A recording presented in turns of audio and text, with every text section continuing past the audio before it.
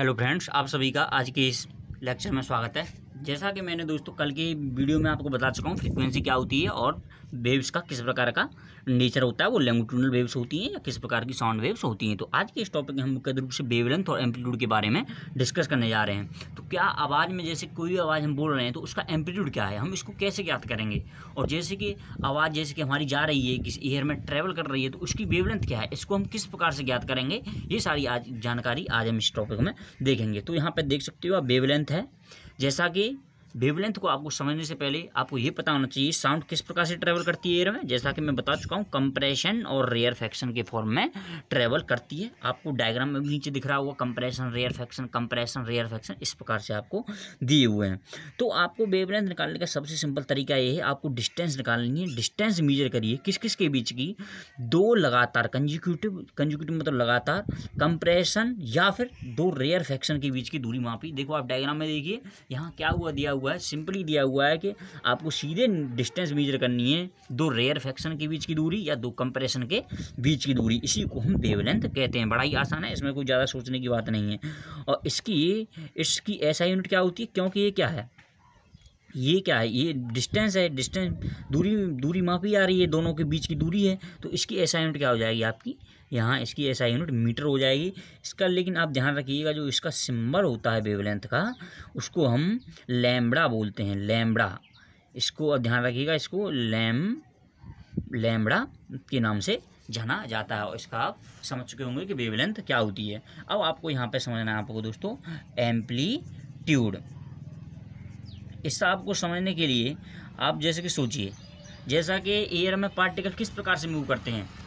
Air में particle, जैसा कि मैं आपको बता चुका हूँ पिछली वीडियो में हमने बताया था, जैसे कोई भी पार्टिकल है वो क्या करता है, वो आगे जाता है पीछे जाता है, आगे जाता है पीछे जाता है। वो कोई भी पार्टिकल है वो टू एंड फ्रो मोशन करता है। कैसी मोशन करता है, टू एंड फ्रो, यानी आगे कभी पीछे, इस प्रकार से मोशन वो एयर में करता रहता है।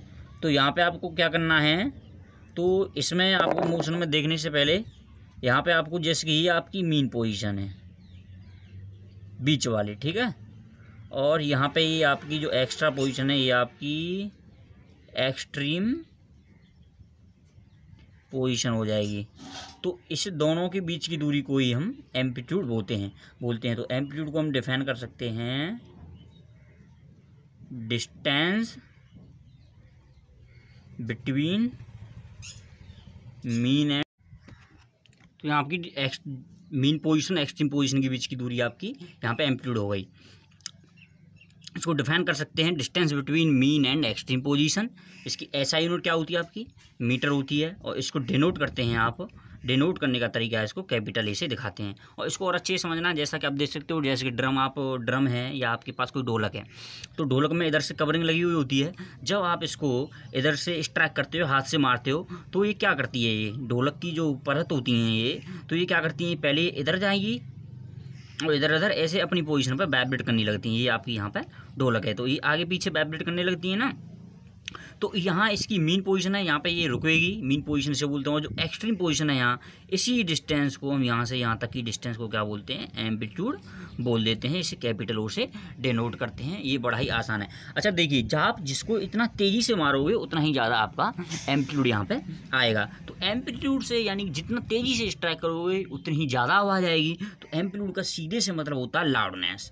एम्पलीट्यूड से हम कह सकते हैं, एम्पलीट्यूड का सीधा सा मतलब हो गया, एम्पलीट्यूड से डिनोट होती है आपकी लाउडनेस। कोई कितनी तेज़ी से आवाज़ बोल रहा है उसकी ज़्यादा लाउडनेस होगी। यदि दो व्यक्ति सेम तरीके से बोल रहे हैं जैसा कि आपने, तो उसकी जो तेज बोलेगा उसकी लाउडनेस ज़्यादा होगी, उसका एम्पलीट्यूड ज़्यादा होगा। जैसा कि आप साउंड सिस्टम में देखते हो, आप किसी की सिस्टम की आवाज़ को तेज़ कर देते हो, उसको बढ़ा देते हो, तो क्या है, आपने उसकी लाउडनेस बढ़ा दी। देखो फ्रीक्वेंसी उसकी सेम है, स्पीड भी सेम है, लेकिन आप उसकी क्या बढ़ा देते हो, आप उसकी लाउडनेस को बढ़ा देते हो। तो इस प्रकार से आपका एम्पलीट्यूड यहाँ पे क्लियर हो जाता है। इसके अलावा अब आपको यहाँ पे देखना है वेलोसिटी। आप यहाँ पे वेलोसिटी दे लीजिए कि वेलोसिटी किस प्रकार से हम जो है कि इसकी साउंड की निकालते हैं। जैसा कि हमको पता है कि जो वेवलेंथ होती है, वेवलेंथ क्या होती है, डिस्टेंस होती है दो कंप्रेशन या रेयरफेक्शन के बीच की दूरी होती है।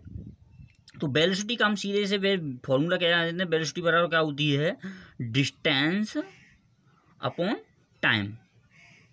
तो यहाँ पे आप देखो, मान लीजिए कि डिस्टेंस, दूरी आपने जो है कि यानी एक वेवलेंथ की एयर में दूरी चली गई, और उसको टाइम जैसा कि जानते हो, एक वेवलेंथ का टाइम समय करने के लिए उसे टाइम पीरियड हम बोलते हैं, टाइम पीरियड। तो ये क्या होगा, डिस्टेंस अपॉन टाइम। लेकिन हम क्या जानते हैं, डिस्टेंस अपॉन, यहाँ पर लैम्बडा को लैम्बडा रखिए और 1/t को क्या रखें, 1/t को हम म्यू यानी कि फ्रिक्वेंसी रख सकते हैं, क्योंकि यहाँ दे जानते हैं हम 1/t बराबर क्या होता है, फ्रिक्वेंसी म्यू होता है। तो यहाँ पे आपका वेलोसिटी का फॉर्मूला होता है वेव लेंथ इंटू फ्रिक्वेंसी। आपका ये फॉर्मूला बन जाता है किसी भी वेलोसिटी का, कि किसी भी साउंड वेव की वेलोसिटी कितनी है। तो इस प्रकार से यहाँ पर दोस्तों आपका वेलोसिटी का फॉर्मूला बन जाता है। और यदि हम आप ये भी जानने की कोशिश करें वेलोसिटी किस पर डिपेंड करती है, तो वेलोसिटी दोस्तों आपकी डिपेंड करती है किस प्रकार की मीडियम में आपकी जो है कि वेव ट्रैवल कर रही है। डिपेंड ऑन मीडियम, ये मीडियम पर डिपेंड करती है किस प्रकार की मीडियम में ट्रैवल कर रही हो। अब आपके लिए बता दूं कि जो है कि आपको देखो कन्फ्यूज हो सकते हो कि जो सॉलिड होता है, सॉलिड में सबसे ज़्यादा स्पीड होती है, उसके बाद जो है कि लिक्विड में स्पीड होती है, और लिक्विड से सबसे कम जो स्पीड होती है वो गैस में स्पीड होती है। तो वेलोसिटी सबसे ज़्यादा साउंड की आपकी सॉलिड में होगी, उसके बाद लिक्विड में होगी और गैस में, यानी कि कोई भी जो है कि साउंड है वो सबसे ज़्यादा आपकी तेज़ी से ट्रैवल करेगी तो सॉलिड में करेगी, उसके बाद लिक्विड में, उसके बाद गैस में कोई भी साउंड सबसे ज़्यादा ट्रैवल करती है। तो धन्यवाद दोस्तों, आज के लिए इतना ही काफ़ी है। और यदि आपको कोई डाउट हो तो आप हमारे टेलीग्राम चैनल पर, जिसका नीचे लिंक डिस्क्रिप्शन बॉक्स में दिया हुआ, उस पर आप सवाल पूछ सकते हो और कमेंट बॉक्स में भी आप क्वेश्चन कर सकते हो। धन्यवाद।